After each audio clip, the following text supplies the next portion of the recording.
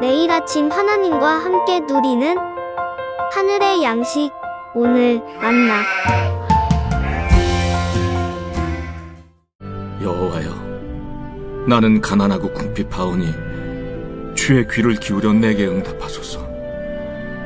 나는 경건하오니 내 영혼을 보존하소서. 내 주 하나님이여, 주를 의지하는 종을 구원하소서. 주여, 내게 은혜를 베푸소서. 내가 종일 주께 부르짖나이다. 주여, 내 영혼이 주를 우러러보오니 주여, 내 영혼을 기쁘게 하소서.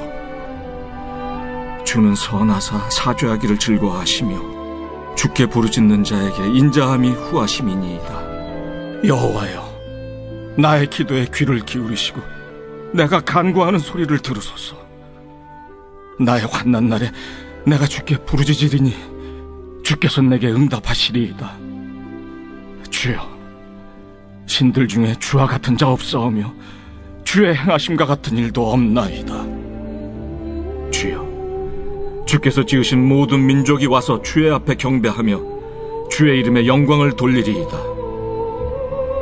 무릇 주는 위대하사 기이한 일들을 행하시오니 주만이 하나님이시니이다. 여호와여, 주의 도를 내게 가르치소서. 내가 주의 진리에 행하오리니 일심으로 주의 이름을 경외하게 하소서.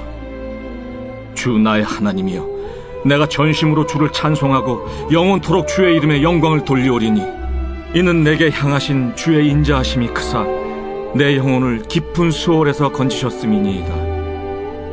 하나님이여, 교만한 자들이 일어나 나를 치고 포악한 자의 무리가 내 영혼을 찾아 싸우며 자기 앞에 주를 두지 아니하였나이다. 그러나 주여, 주는 긍휼히 여기시며 은혜를 베푸시며 노하기를 더디하시며 인자와 진실이 풍성하신 하나님이시오니 내게로 돌이키사 내게 은혜를 베푸소서. 주의 종에게 힘을 주시고 주의 여종의 아들을 구원하소서. 은총의 표적을 내게 보이소서. 그러면 나를 미워하는 그들이 보고 부끄러워하오리니 여호와여, 주는 나를 돕고 위로하시는 이시니이다. 시편 86편은 다윗의 시로 크게 세 부분으로 나눌 수 있습니다. 1절에서 7절은 하나님께 부르짖는 다윗의 첫 번째 탄원이고 8절에서 13절은 다윗의 하나님을 향한 고백이고요. 14절부터 17절은 다윗이 하나님께 부르짖는 두 번째 탄원입니다. 다윗은 시편 86편에서 자신에 대해서 이렇게 설명합니다. 먼저 1절에서 가난하고 궁핍한 사람이다. 2절에서는 경건한 사람이라고 말해요. 여기서 다윗이 자신을 표현한 세 단어를 살펴보면 가난하다라는 단어는 불쌍하다라는 뜻으로 누군가의 도움이 필요한 연약한 사람이라는 말이고요. 두 번째, 궁핍하다는 단어는 원하다, 필요도 하라는 뜻으로 물질적으로 결핍된 상황을 설명하는 단어이고, 마지막 경건하다라는 뜻은 헌신되다, 드려지다라는 의미로 자신이 하나님과의 얼마나 친밀한 관계인지를 나타내는 말입니다. 다시 정리해보면 다윗은 자신이 하나님께 드려진 사람으로 하나님과 아주 친밀한 관계에 있는데 지금 내가 처한 상황은 도저히 하나님이 아니고서는 다른 방법이 없고 하나님만이 해결해 줄 수 있다라고 말씀하고 있습니다. 우리도 나름 열심히 최선을 다해 살아가고 있지만 앞뒤 좌우가 꽉 막혀서 내 힘과 능력으로 해결할 수가 없고 도저히 사람의 힘으로 어찌할 수 없는 상황을 만날 때가 있습니다. 그럴 때 정말 이제는 하나님밖에 답이 없구나, 하나님만 하실 수 있다는 말이 나도 모르게 입에서 나올 때가 있습니다. 오늘 본문에서 다윗은 하나님과 친밀함에 근거해서 그 은혜와 도우심을 구하는 탄식을 하나님께 올려드리고 있는 것이죠. 이 다윗의 간절한 탄식이 하나님을 향한 우리의 고백이 될 수 있기를 소망합니다. 하나님밖에 답이 없다는 탄식과 함께 다윗은 이제 하나님께 이렇게 구합니다. 1절에서는 주의 귀를 기울여 내게 응답하소서. 3절에서는 주여 내게 은혜를 베푸소서. 6절에서는 나의 기도에 귀를 기울이소서. 11절에서는 주의 도를 내게 가르치소서. 마지막 17절에서는 은총의 표적을 내게 보이소서라고 하나님께 부르짖고 있습니다.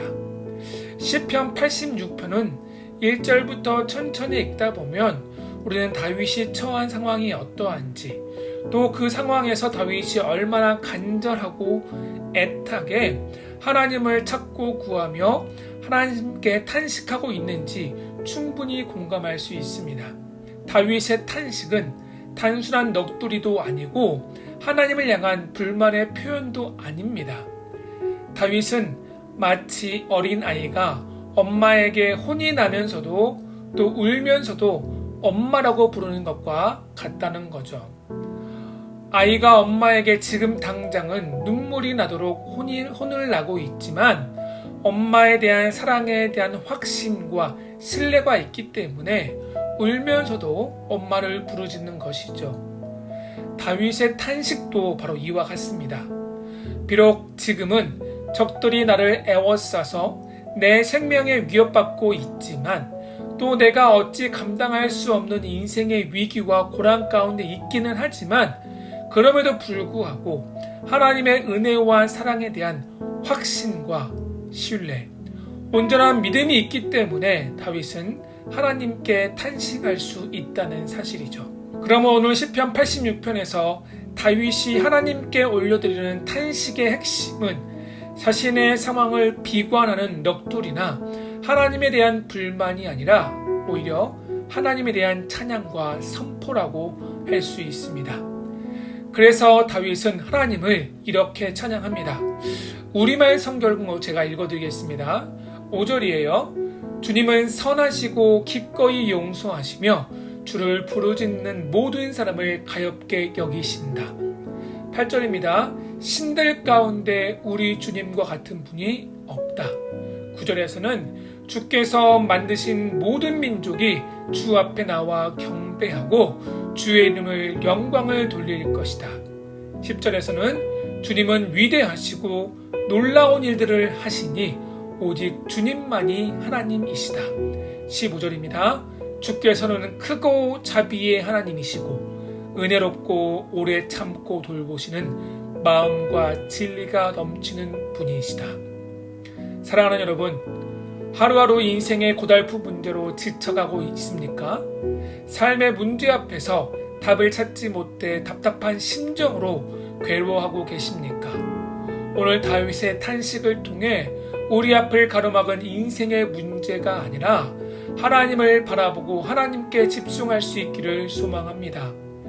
쉽게 해결되지 않고 쉽게 바뀌지 않는 상황 때문에 하나님을 원망하고 불신앙하는 것이 아니라 하나님이 우리 아버지라는 사실을 믿고 온전한 믿음의 고백과 선포를 통해 더욱 하나님께 가까이 나아가는 저와 여러분이 될 수 있기를 소망합니다.